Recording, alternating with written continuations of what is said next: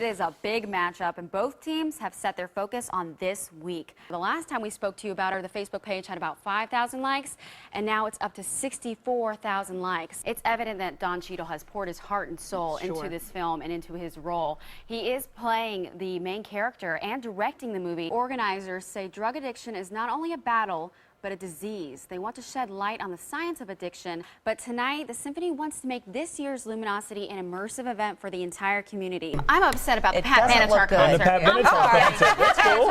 She's a little more upset about Pat than me. I'm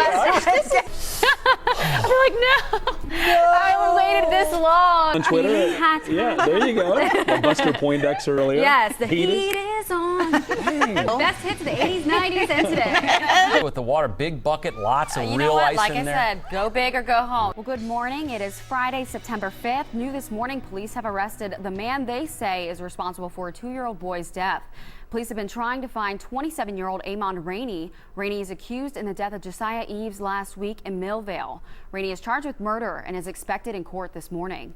And don't be alarmed if you see emergency vehicles around CVG today. The airport is conducting an FAA disaster drill to test the airport's emergency plan. The drill is expected to run from 9 until 11 this morning.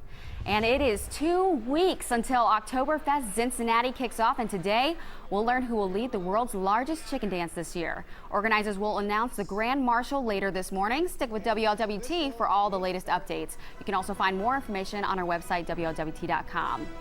We're back in 25 minutes with more news, weather, and traffic on Cincinnati's WLWT News 5.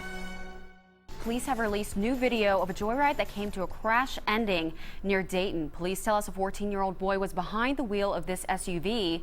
Officers spotted him just after midnight in Huber Heights. The teen took off, speeding away from police, but not for long. Officers say he hit a speed bump, lost control, and slammed into the rental office at an apartment complex.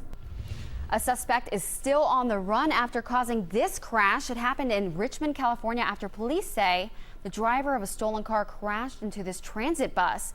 No one inside the building was hurt. 11 people from the bus were taken to the hospital with minor injuries. The passenger of the vehicle was arrested at the scene.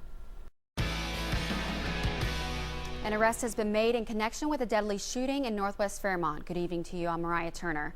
Police arrested 18-year-old Savon Montgomery on Friday. He's been charged with murder. Investigators say Montgomery and a 16-year-old boy shot 31-year-old Stephen Balderos along Nottingham Road on Tuesday. He later died at the hospital.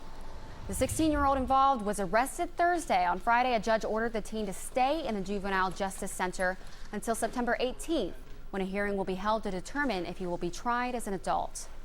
And there's a new push to clean up a smelly situation for neighbors in Winton Hills. State lawmaker Alicia Reese is backing the city of Cincinnati's effort to clean up the former compost Cincy site.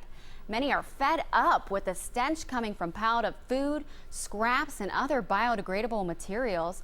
The city is pushing for grant money from the Ohio EPA. The funds could cover most of the approximately $300,000 needed to clean up the site. And today, residents in the tri-state pounded the pavement for several great causes. One of the biggest events was the Buddy Walk downtown at Sawyer Point. It's an annual tradition to raise money for families affected by Down syndrome. More than 11,000 people came out for the event. Meanwhile, in Norwood, our very own Todd Dykes hosted the Zero Prostate Cancer Run. About 1,100 people laced up and hit the street this morning for the run. Today's event raised awareness and funds to end prostate cancer, a disease which affects 1 in 7 men in the United States.